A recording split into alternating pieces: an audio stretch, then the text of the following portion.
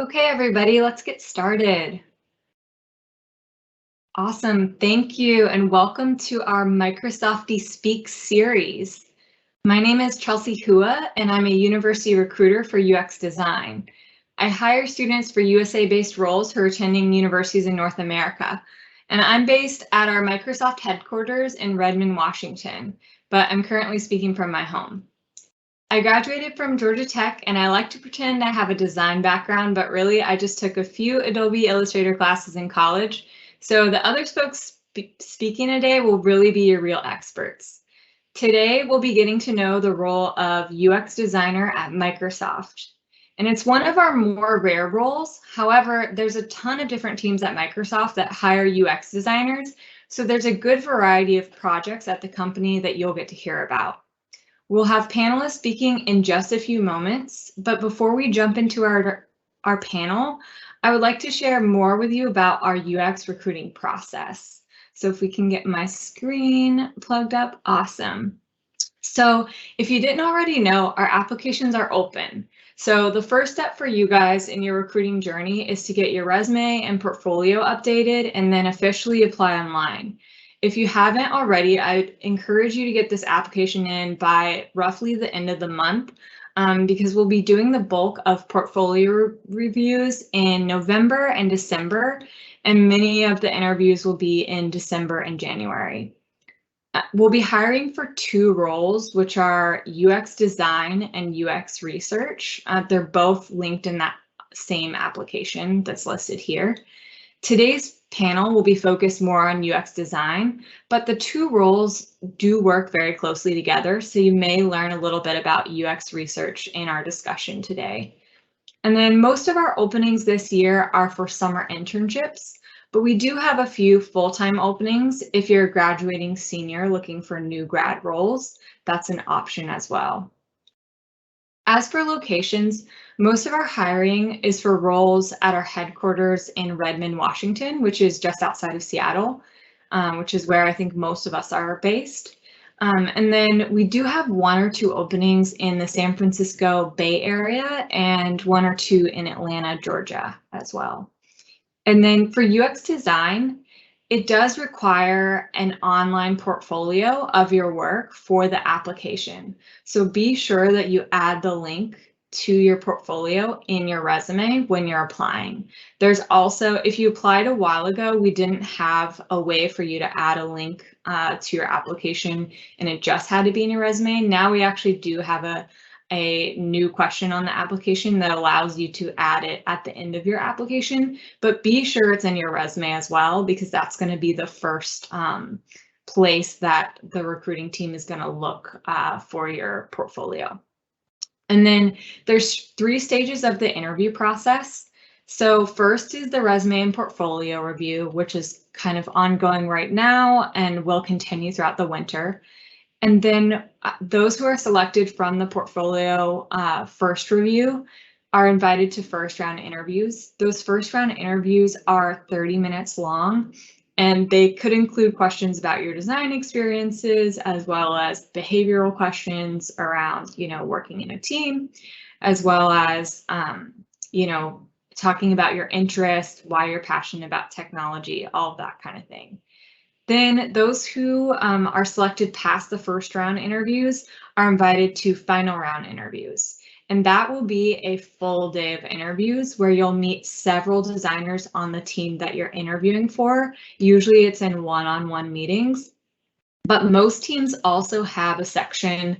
Typically it's at the beginning of your interview day, which is called the portfolio review presentation. And that's where you, as a final round interview candidate, will share your work with a panel of interviewers and basically talk through design decisions you've made and examples of your work, which is really exciting. And we do send coaching material at that point for that stage, since it's definitely a big part of the interview. Cool. I think that's really all I wanted to cover for the application and interview process. We'll have a Q&A a little bit later, and I'm happy to answer questions about that, but I think some of the panelists will have some really great advice too that we'll cover during the panel section. So I will go ahead and have the panelists introduce themselves. Yes, I can go first. Hey everyone, my name is Katherine. I'm a designer 2, which means an intermediate designer on enterprise search. I've been at Microsoft for 2 years now. Right out of university, that was my first job. And while I was at school, I completed 2 internships at Google. So I've had experience with interning as well, and I've worked at a few startups. Hi everyone, I'm Ana Sofia. I'm a senior product design lead for Process Insights inside Microsoft, and I'm also a co-lead for the Diversity and Inclusion Employees Resource Group, OLA, for all Cloud and AI Studios. So I do a lot of initiatives for diversity and inclusion, and I've been in the industry for over 10 years, so I'm a little older here, but I started a startup that we got acquired by Ogilvy, and there I worked for ODNI. So Obama saw my design, so it's off the Office of Defense National Intelligence, and more consumer products such as Aetna, Cabela's, FedEx.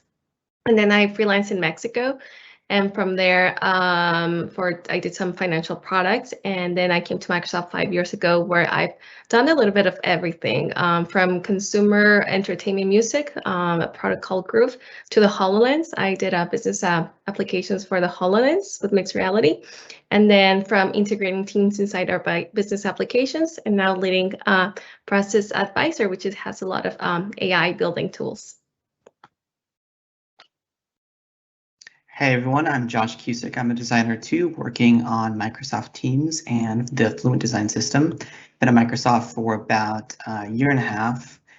Prior to working at Microsoft, I was also working in design systems. I've also had a little bit of experience working in augmented and virtual reality, and been in the industry for about 4 or 5 years now.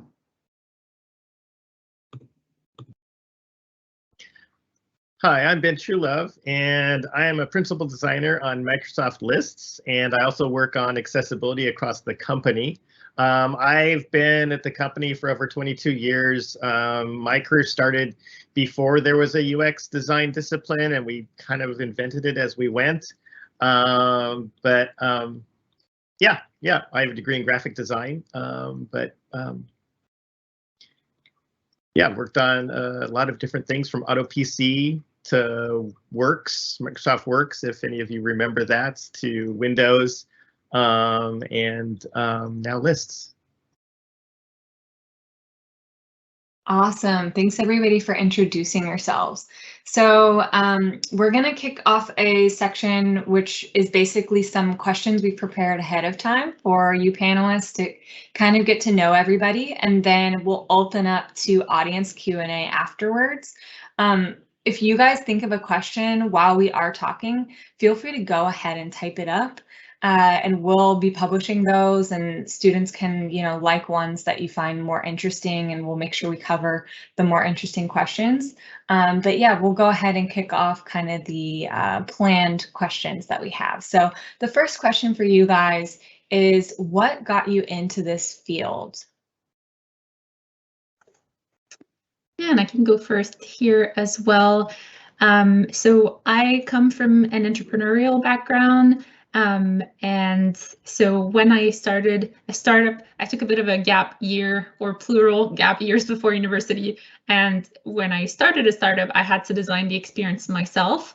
And that's how I fell in love with that part of the technology development and decided to go study that. Cool. And one thing I want to clarify, I actually skipped ahead on our questions. So the question for the panelists is, tell us briefly more about what you do and what are your main job responsibilities. That's actually what we wanted to start with. I went with background, but I can. I didn't want to confuse you guys. So yeah, what are your main job responsibilities? And just tell us more about kind of like what your day-to-day looks like.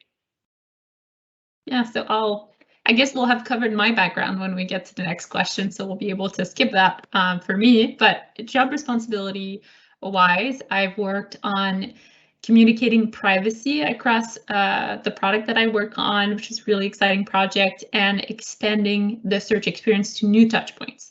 And that usually means identifying opportunities in the product, working with user researchers, going through several design iterations, and then supporting developers with the implementation, so I tend to be able to go through the full design process with most of my project.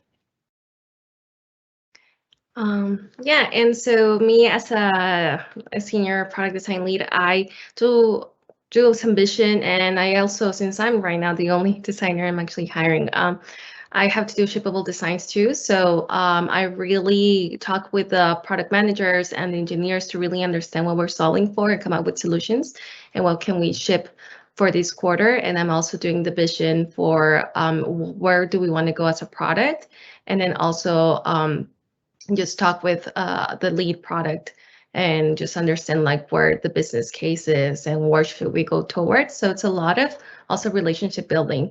So getting a lot of partnerships and also trying to leverage work and solutions I've done before in our org, so not to reinvent the wheel. So it's just a lot of relationship and collaboration that I do a day to day.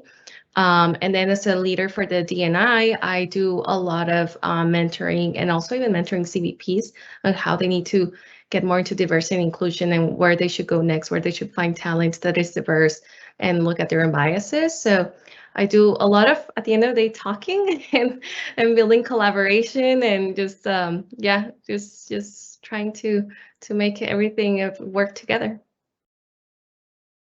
Yeah, so I kind of do a variety of things. So mainly I work in design systems. And so what that looks like at Microsoft for me is either contributing to the Fluent design system for the React components. Those are our web components.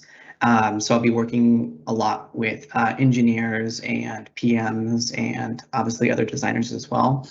I also do guidance. So on top of actually doing the research for these components, writing the specs for the components and building and designing these components, we also write guidance and frameworks for how to use those components. So like best practices. I also do a lot of work inside of Figma, less so nowadays, but the first year probably I worked on building and shipping the UI kit inside of Figma for Microsoft Teams desktop and web. So it's about 100 designers use that kit. So I spent a lot of time building that kit and scaling it and then creating parity with the code as well. Hi, I kind of have two major roles. My first one is design lead on Microsoft Lists. And so I do a lot of work figuring out what we want to do with the list product and working with PMs and researchers on what user goals to identify and go after, what opportunities we have. And then also designing features, which would, part of the day-to-day is figuring out the user story. So we're all about telling stories in terms of UX design. And whether it's telling stories to the customer and helping them on their journey, or telling stories with the feature crew and how we build these products. And so part of that involves doing reviews. So we have these things like wall reviews that we do, where we used to put things up on walls and we used to walk through the flow with the whole feature crew and talk about the designs and get ideas. But nowadays we do things like using FigJam, and we virtually put things up on the wall and look at them. And so we do a lot of that. I work with engineers to help build the product. I tend to use auto layout a lot in Figma, because what that does is it allows engineers to take the CSS that's in the inspect panel and directly create their designs. I also sometimes do code here and there. On my other side, in terms of accessibility, as a design accessibility champion, I do a lot of teaching. So I do three things. One is building empathy for including our products for everyone. Two is sharing knowledge. There's a lot of deep knowledge around accessibility that people just don't necessarily know or get in traditional design academia. And then the third thing is empowering others. So in terms of building empathy, we do a lot of talks with people with disabilities, like my friend Lauren Back, who's a person who was blind from birth. In terms of sharing knowledge, I do a lot of workshops. So I teach a lot around what are the things that you want to understand to make your experiences more inclusive to everyone. And last, in empowering others, I also create accessibility tools so people can actually design these experiences. They didn't have this before a number of years ago, and I had built this in our team to create accessibility specs. And I can go on, but I'll stop now. Awesome. Thanks, everybody. This is super helpful just to understand more about who you are. So diving into this a little bit more, the question we started with, Katherine already answered, but what got you guys into this field? And we can skip over Katherine since you already answered this one. Right. I think I'm next in the list. When I first started out of college, I had a graphic design degree. And so it was in the 90s. And so I ended up working at a place that made CDs and cassettes, if y'all can remember what those things are these days. And we did album covers for all these small bands that were going to be the next big Nirvana or Pearl Jam. Did that for a little bit and then moved on to a marketing company. And that was super fast paced. We made a lot of print work, but then I at one point I stepped back and realized I have a lot of stress right now. And what am I making? I'm making garbage. So it's beautiful, but it's still garbage. So I really wanted to make things that help people. And Microsoft was one of those places where they were making things that actually help people in their day-to-day lives. And so I just took the leap and came to Microsoft.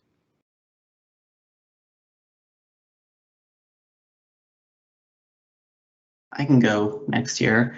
Sorry, I don't know if we're going in order. We've got notes here. So I have a question I was responding to, and I will answer that instead on here, and also kind of tell people how I got into what I do. So I work in kind of a niche area, design systems. Not everyone in product design wants to get into design systems. It's a very specific type of designer. And it's a very small knit community. But I got into design because I actually started when I was in school, and I never did finish my degree. But when I was in school, I was taking a C++ class, and I was really afraid to get into coding, but by taking the class, I realized, oh wow, this is really fun, and I really like doing it. I ended up getting an A in the class, which showed me that I actually can do it. And if anyone knows anything about C++, basically it's like more the back end. It's like a back end language. So I started just teaching myself some front end stuff, so HTML, CSS, some JavaScript, and to build and design websites, very rudimentary. And then that made me realize, wow, I really like design. So I kind of started out in a very not a very common way, and that kind of evolved into what I do now. I do code, and I do work with engineers and that type of thing.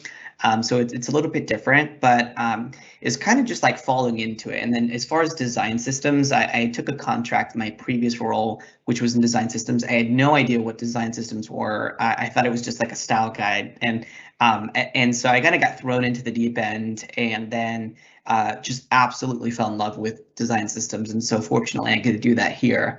I think that the question that was asked, which was how many years of experience should we have to be considered for UX roles? And if, I think that I would challenge you to look at it look at it in a different lens or in different dimensions. So in my experience, years is not always the #1 factor. So I'll just speak to my experience. So think about more about what the team needs and what you have to offer. And offering something is not limited to your years of experience, whether amount of projects or companies or name brands that you've worked for. So let me just give two examples. So when I applied for the role that I currently have now, it was listed as 5 years of experience, and I didn't have that. I ended up applying anyways. I did networking through LinkedIn, and I got interviewed, and I ended up getting hired for a few levels below. Because there was a need, right? It was in design systems. I had a passion for design systems. And so we're oftentimes, at least in my design org, and I'm sure other design orgs do this as well, we like to bet on potential. So another example is we recently, a few months ago, hired on a new designer to our team, and we had a few different options, and we ended up picking a designer with less experience than other designers that were on the table, because just there's a few things that you just really can't see necessarily on paper. You just kind of have to experience it in the interview with the candidates. So again, I think passion is really huge. Years of experience will just come with years inherently, but there's different things that you can't necessarily teach. And I think passion is one, a real a fit for the team. There's all kinds of teams with all kinds of needs, and so you know, we saw a lot of opportunity to invest into this designer, because ultimately in a few years she's going to be extremely competitive. And I mean, right now she's pretty competitive, but in a few years with Microsoft on her resume and us investing in her, she's going to be extremely competitive. And so like we looked ahead to that. Which question is Josh answering? So let me just, the question that I'm answering is how many years of experience should we have to be considered for UX roles? And I don't know how to pronounce that. It's Nilufar. I'm sorry if I'm butchering that name there. So basically what I'm trying to say is I am so sorry if I'm butchering the name, but it's not always about years of experience. I mean, that is a screening factor. I'm sure that recruiters can speak to it a little bit more. Speaking from like experience of hiring people onto our team, having influence in that, and then also my own experience, it's not always just about years. And so I'd encourage you to connect with people on LinkedIn, connect with me on LinkedIn. There's a few different mentorship communities that I can connect you with. And it's not always just about the years. So hopefully that was not too wordy, but that was my spiel. Awesome. I think I'll go next. Just to briefly, it's like what got me into this field. I actually know that since I was a child that I like to collaborate. I don't like to work by myself, I'm an extrovert. And when I was looking into design fields, I was actually between architecture and industrial design at the time. And I noticed that in architecture, it was more like rendering, alone time, and I went towards industrial design. And I went to SCAD, and there was one of the only Carnegie Mellon and SCAD had interaction design classes. So that's where I really loved the mixing of behavior studies with the product design. And I became the expert accidentally, just trying to do all the research for my teammates. And that's kind of like going back to that question of the years. I actually never even had an internship and got a sponsored visa full-time job as UX designer. And so with no previous experience, and it was just because I was able to be on projects and lead things and put in my portfolio. And it's also the connections. I went to a lot of conferences, and from those conferences, I would talk to people and they would notice my design thinking and how I was always like looking at the behaviors of users and just trying to really help and think in creative ways. And so, yeah, so for me, I ended up from knowing that I don't love to be a carpenter, trying to do the research part for my student projects, ended up being in UX, and that's where I'm at. Great, thanks everybody. Cool, so I will move on to our next question, which is, what really excites you guys about the UX design field? What keeps you, excited about your work every morning, and why do you continue to stay in this field? Well, I guess I'm first on the list. I love building things, and I love learning things. And like Josh, I like to get my hands dirty sometimes, and I actually write some code just so I can build something. Like I made a mobile app the other day. But the other side of things is I want to help people. Like I said before about, me making beautiful garbage before, I want to make beautiful lives, help people, have better lives, get the job that they want or need, have a more fulfilled life. That kind of gets me up in the morning every day. And it's always a big puzzle. Everything is a big puzzle. And the bigger the challenge, it's like, oh, this is the longer puzzle, there's never a boring moment. So that's what gets me up in the morning. Yeah, and what I find exciting about UX, I don't know if it's what I find exciting, but what makes me feel like this is important work is that bad UX can be so disempowering to people. it makes them feel like it's their error. It can make people feel stupid. And whenever I witness myself in a situation like that, or I see people around me, and this can be with digital experiences, but also with real interactions we have to have with systems, I find that we often forget that there were people behind that process, and that it's an important responsibility to not make people feel disempowered. So anytime I get a bad experience, I just take that as fuel to do my job the best I can. Yeah, and for me, it's really helping real people. I come from Mexico, which there's a lot of poverty and things, and so I know that I'm very privileged to have education, and I've always tried to give back to the communities in any way I can. And that's what I love about UX, because it's giving back. It's just like, if I can like make you be in your computer instead of 8 hours trying to do a process 2, for me, that's a win. Because at the end, you can just use that time to be with your family or with loved ones. And so just trying to make tools for people that so they can just work better and not be stressed, and just trying to help the world one software tool at a time, even though I'm in business applications and people think that we don't do that much. So true. There's so much impact regardless of the area you work in. So it's awesome. What's you guys' favorite hobby? Just keep things a little light. I have a Corgi. She's hiding under my bed actually right now, but playing with my Corgi is a lot of fun. Yeah, I mean, it's great working from home right now because we hang out all the time.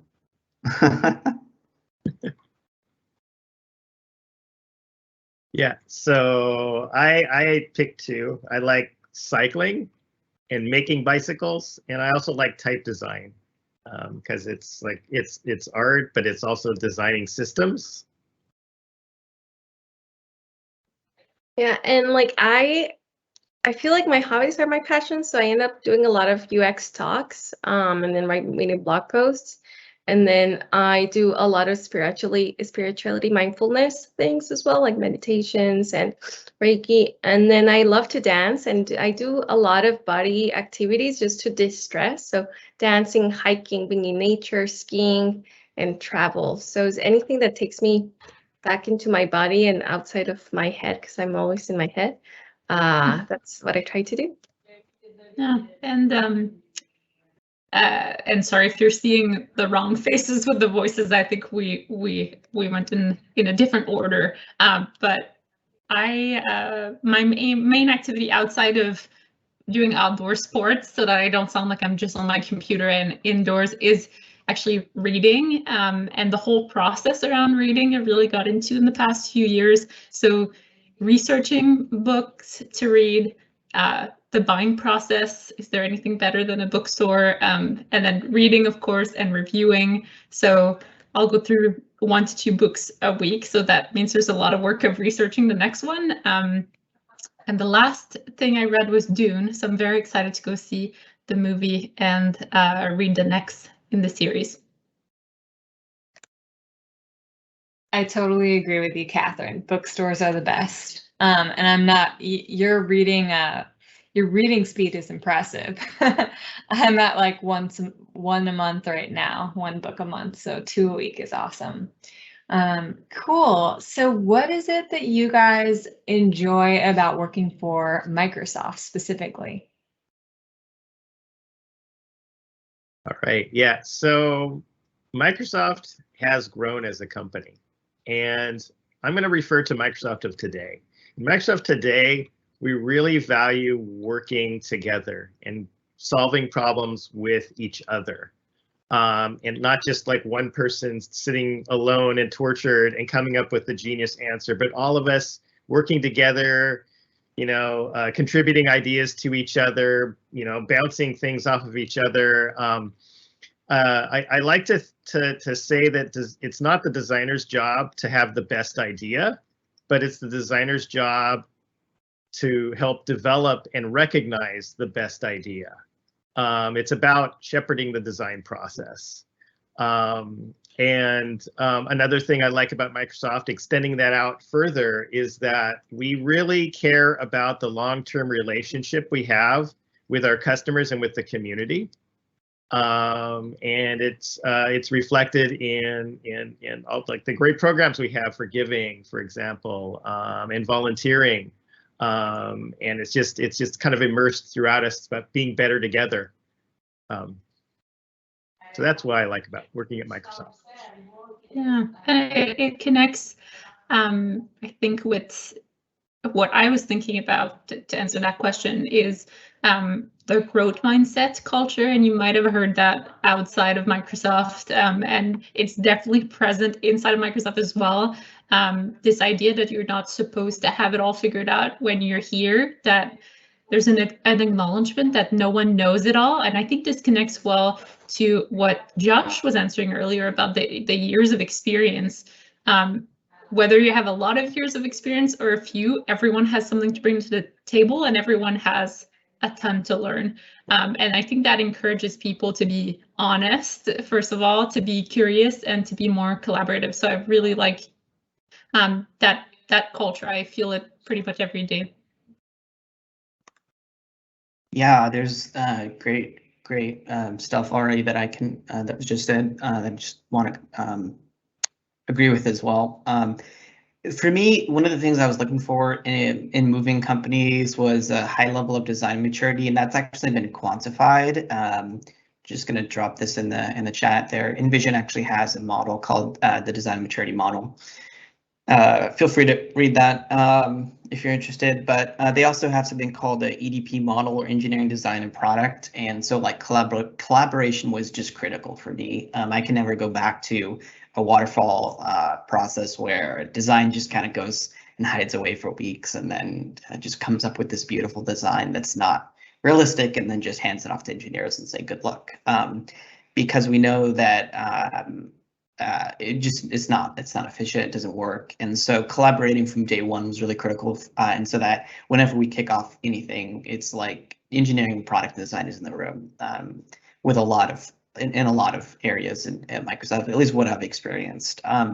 Really intelligent people. I don't think anyone here on the call is going to say that they're intelligent, so I think that speaks to the humility. Whenever I've interacted with anyone, I interact with a lot of designers and engineers all across Microsoft, not just the Microsoft Teams org.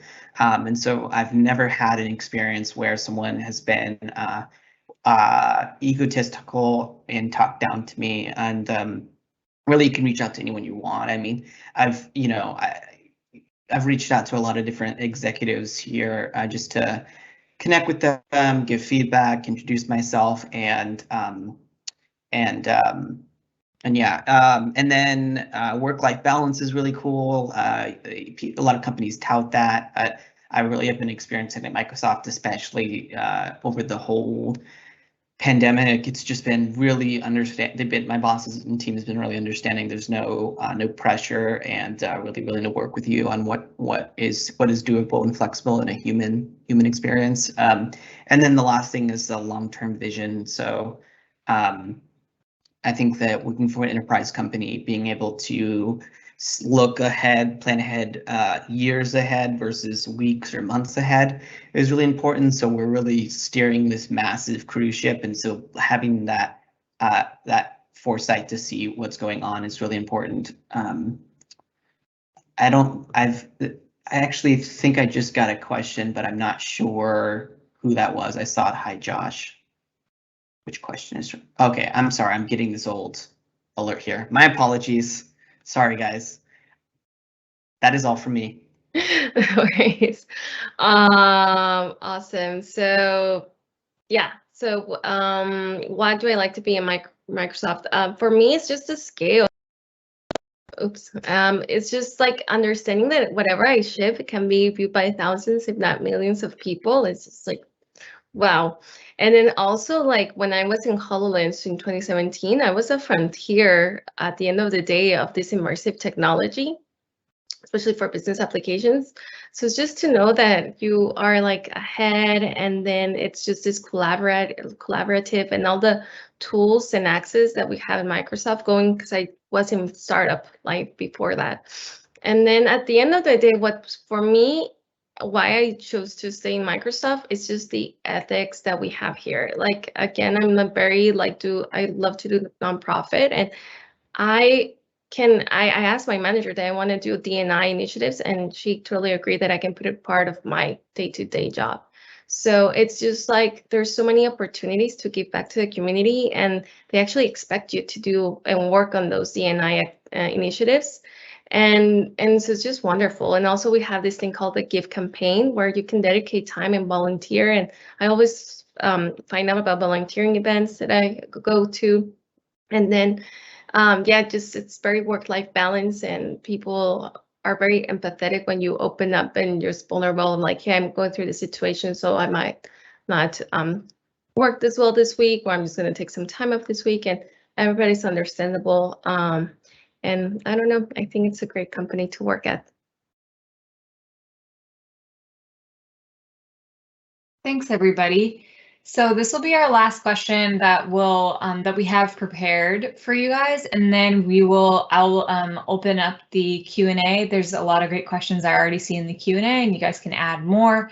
We'll be reviewing those, and I'll ask questions from those. But for our last question that we have prepared, it is, what's your biggest tip for students when they're putting together their design portfolio or choosing classes in school?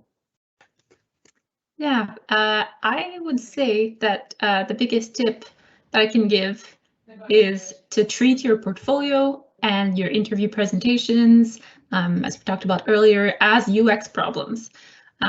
If you're a UX designer, just see it this way, so you can go through the process thinking, who's my audience for this presentation or for this portfolio? What user jobs are they trying to fulfill? Usually it'll be they're trying to evaluate you for a role and connect that to the job description. And how can you make it easy for them to do that job and to check boxes and to feel confident about your skills? So that will mean not overwhelming with information and being really direct about how your experience or a certain step in a project translated into a skill that they're looking for.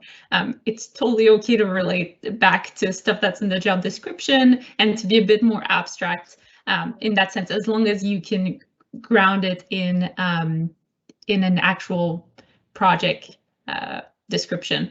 So I would say also avoid reusing a description, a presentation from school. This is a mistake we sometimes see where you'll just copy paste what you did for your school presentation, but this is such a different audience that you want to make sure to tailor it to this new context and really take the important stuff forward.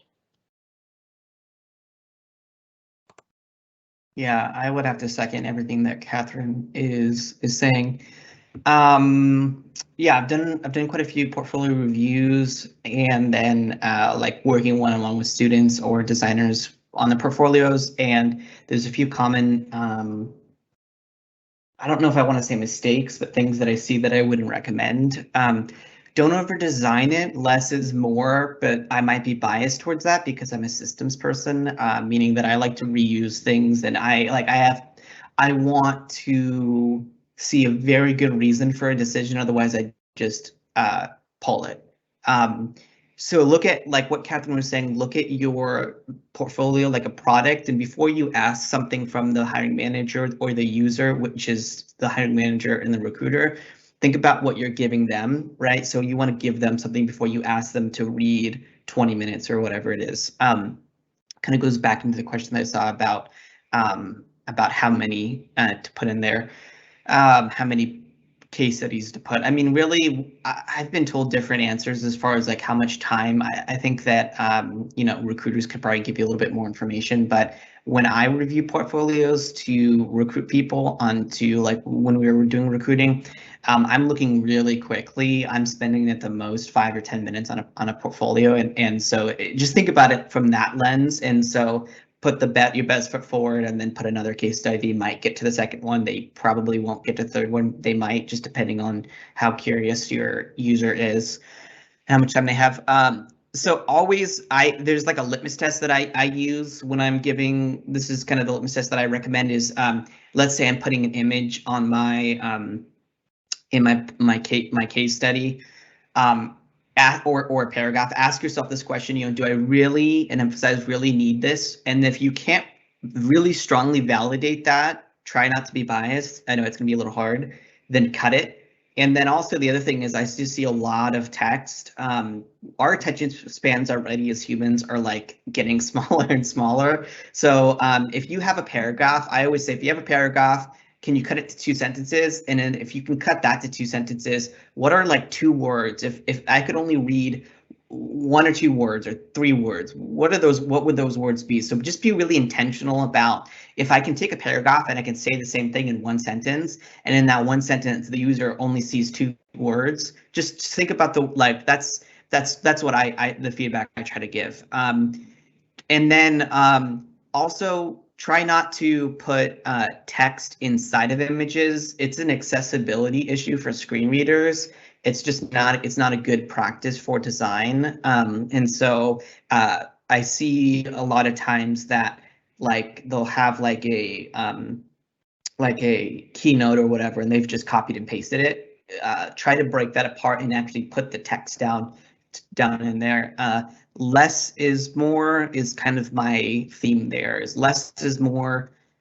Really be intentional about what you're doing. Don't throw a bunch of images on there just to pad your thing, to pad your case study. If you only, like, if you look at my portfolio, it's a little bit different, I guess, because I'm not a university student, but I only have a few images, sometimes only 1 image on my stuff, just to give a little snapshot. So yeah.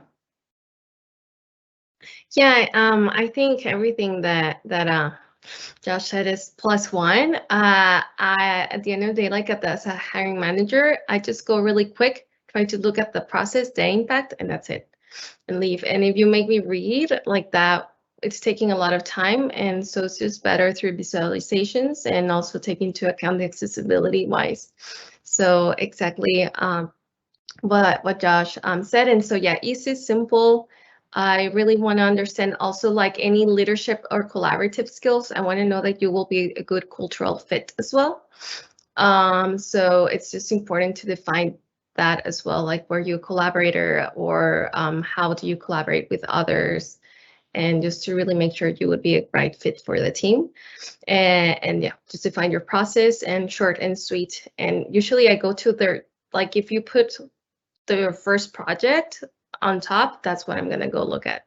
And if I want to see more, I'll open another one, but usually 1 or 2 that I just go and really look at.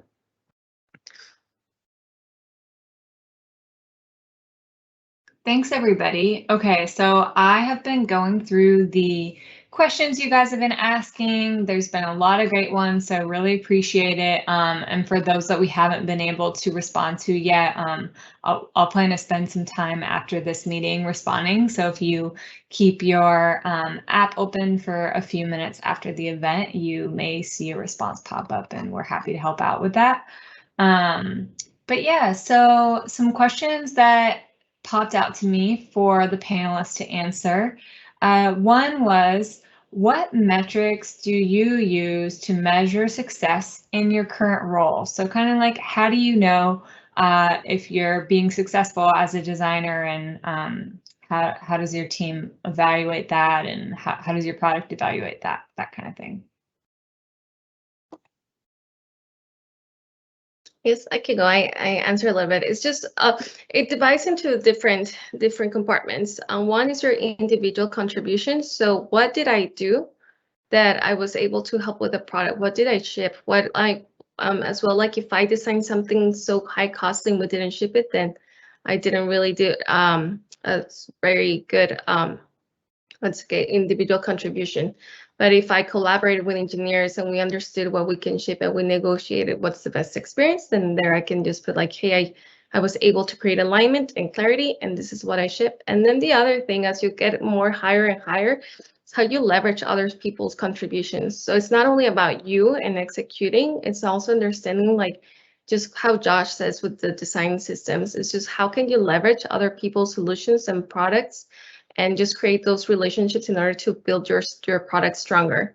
So for example, when I did the Teams integration and I was in another organization, how can I leverage my contacts inside Teams so I can like tell the engineers and the PMs and influence what we can ship and build.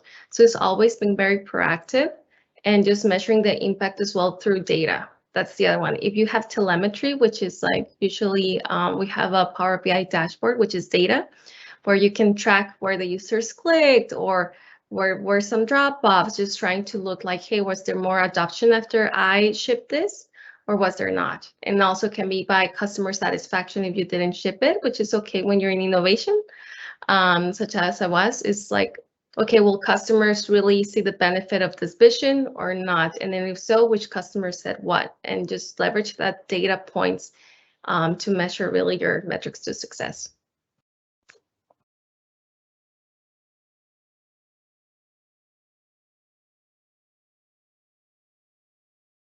Cool. If nobody else has an answer to that, I can go ahead to the next question. So we just got a new one, which looks pretty fun. So what was one of your biggest challenges for you when you joined Microsoft? And anyone can answer this question. I can answer that. I don't know what the experience is for the collective group here, but it was just how do I say this? You know, it was about, for me, managing expectations. So I came from managing my expectations. So it was about before Microsoft, I was at a much smaller company, and it was about 2,000 employees. And it was a much smaller design org, obviously. And so there's something that my boss would say to me when I first started, which was you're never going to run out of things to do at Microsoft. There's always going to be something else that you got to work on. So it's about, for me, it took probably a solid year to create a cadence for what was sustainable for me, like how to prioritize. I'd already done I'd already done ticket tracking before and all that type of stuff in sprint planning.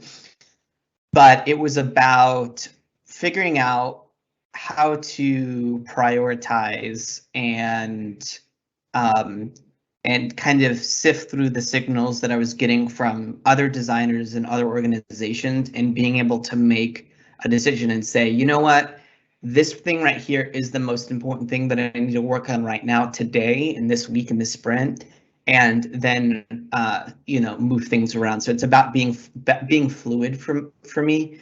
I mean, that happened this current sprint right now that I'm in. And a sprint, for those of you that don't know, is a 2-week stretch of time where we basically plan things out. However, things can come up that are unexpected. And so something did come up that was really urgent. And so I had to lower the priority of other projects that are ongoing. So it's kind of, it was about figuring out, getting into the cadence of Microsoft and realizing, kind of like I said before, we're on this really big cruise ship and there's a lot of things happening at once. We're adding new features, we're maintaining older features, we're migrating to new features or newer frameworks and newer technologies. So it's kind of about understanding, for me at least, how to take all that information and distill it, and then make informed decisions based on. But there's also been a lot of guidance for, like, with much more experienced folks, and like my manager is one of them, to like, how do I make those decisions? And it took me, like I said, probably a solid year to get to the point where I feel comfortable, like, actually prioritizing my own schedule, and I can actually, without having to check my boss, I can say, actually, no, I don't have time for this thing, this sprint, but I can do it this time, and vice versa. So it was kind of like, how do I manage all of these things that are happening at once? And to add on to that, because I think it's really interesting what you're sharing, Josh. As a new grad, I think you're not used to continuous working on the same thing and in the same rhythm for such a long amount of time. So I know for me, I was used to working for 3 months, really intensively, then working on something else, like maybe going to an internship for 3 months, and then going back to school and maybe having a month in between, and having really this year that was broken up. And maybe that's not the experience of all students, but it was for me. So getting to a place where it was going to be a lot more of a long-term situation, and I would have to pace myself a little bit differently. And I think that that's what you learn early on, is what's the right cadence if I'm going to do this for 4 years or 10 years or whatever, and be easy on yourself and be open-minded to what that looks like for you. And that's when you learn prioritization and to learn your own limits of how much work can you do in 1 week. Yeah. And I will add that for me, I came already with 5 years of experience, but as an underrepresented minority, for me, it took me 2 years to speak up in meetings, because being underrepresented, I come from this cultural background where there's hierarchy, and you respect your elders, you respect people that are in leadership positions, so you don't really speak in meetings. And I would not understand why I was not getting promoted or where things happening. And I think that was my biggest challenge, like to break out of those cultural norms I have, and then also to get allies to tell me, hey, it's okay if you speak up. And actually, that's what they want you to do. They want you to vocalize your ideas in meetings. They want you to know that where your ideas are from. Just don't be afraid to speak up, because there's no risk at all. It's just the more ideas, the better. And if it's not the right idea, it's just creating the right conversation towards the right idea. So that was for me my biggest learning when I joined Microsoft. I can say that. Yeah, and I actually have a quick comment on that as well. Is when I and I think Ben wanted to say something, but when I notice people that aren't speaking up, because I do like to speak a lot, I oftentimes in the meeting will just like publicly ask, and this will be, sometimes people don't want to speak, and that's fine. So like sometimes if I notice that there's someone that is like has a kind of, it hasn't spoken up in the meeting, I really do want to know what they have to think. And so I'll just ask like, hey, do you have anything to share? Like, did you, or I'll just say like, hey, I would love to hear what your feedback is if you have any. So I think that if you're on the flip side of the scale, which is like for me, I like to talk a lot. I like to just vocalize that and just like give people opportunities and just to kind of open it up a bit. That's a growth mindset, Josh. Anyway, yeah, for me, wow. So it was actually learning about the constraints of code and shipping. It was a much more complex space than when I had come from, where it was just we were printing things and we knew our limitations and it was always the same. Whereas in software, and in some cases when you're designing for hardware too, there's a lot more constraints, a lot different parameters that you have to think about. You know, and also time too. You have to understand that it's like, think about that North Star vision. So it'll help you plot your course there. You're not going to get there the first time though, but it'll help you give your product a point of view. Yeah, I could probably go on and on about things like the meeting thing. Yeah, back when I started at Microsoft, it was like very vocal, lots of people talking over the top of each other. Nowadays, we're a lot more effective. You know, like I said, the growth mindset thing. Let's hear diverse perspectives, that sort of thing. But yeah, working with people and communicating, that's another big skill.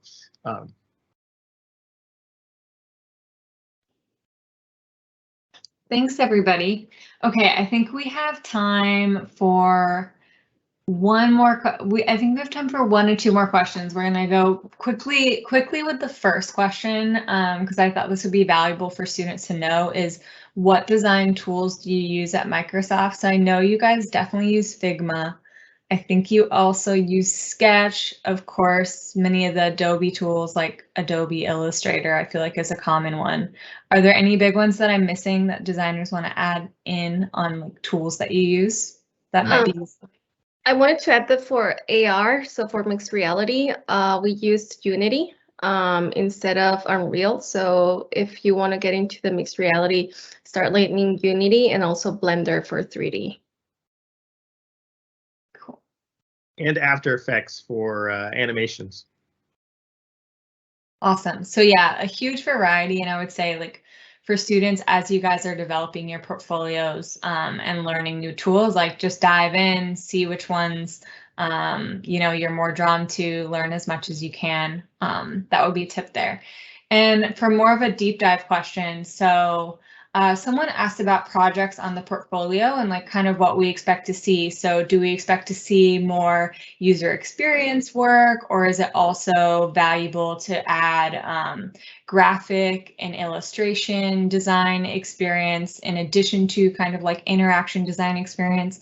My opinion as a recruiter, as I've been looking through a lot of portfolios lately, is really both is great. I mean, definitely we're pretty interaction design heavy, a lot of our roles that we're hiring for new grads. So having that interaction, UX, creating your website from scratch is always really great to see. But if you have, a really good visual sense, that's going to be really, really helpful and give you a lot of brownie points as well. The one thing, so what I would say as a recruiter, and I'll let the designers add on, is, if you have experience in a variety of design areas and have taken different courses and projects, add those to your portfolio, but do so in a way that feels cohesive, has good flow to it, has a good theme to it. Because if you add too much, it may just seem a bit like clunky and messy. But we do want to see like those different experiences and like the generalized experiences that you've had, and that's helpful as a new grad to know that. But anyone else want to add on to that? Yeah, I like to see something that shows, like I said, a breadth of skills and experiences. Like you might have a project where you were creating a design system, like a visual system, but then there's another project maybe where you went all in on research and the user experience, and there may be another project where you did some illustrations or something. Yeah, show that variety. And if the variety means that you show like a wine label that I made for a friend, as long as it's about showing different skills and different experiences, that's what I like to see myself. A life-changing bit of feedback that was given to me when I was had a bit less experience was, think about your portfolio like a trailer, like a movie trailer. You want the person to come back. You don't need to give them all the information, but you want to capture their attention, get them interested, and when they walk away from that experience, understand what the project, like the gist of what was happening and your role in it, but they don't need to know everything. I love that, the movie trailer analogy. That's really cool. Awesome. Well, we are definitely out of time. Thanks everyone for your amazing questions. Like I said, I'll stay on for a few minutes after this and answer a few kind of like logistical questions that I know popped up in there that haven't gotten answered yet. Thank you to all of the panelists for your amazing input today and for preparing this with me. And thank you to all of you students who joined. It has been a wonderful hour of learning so much. So we really appreciate it. And everyone have a great rest of your day.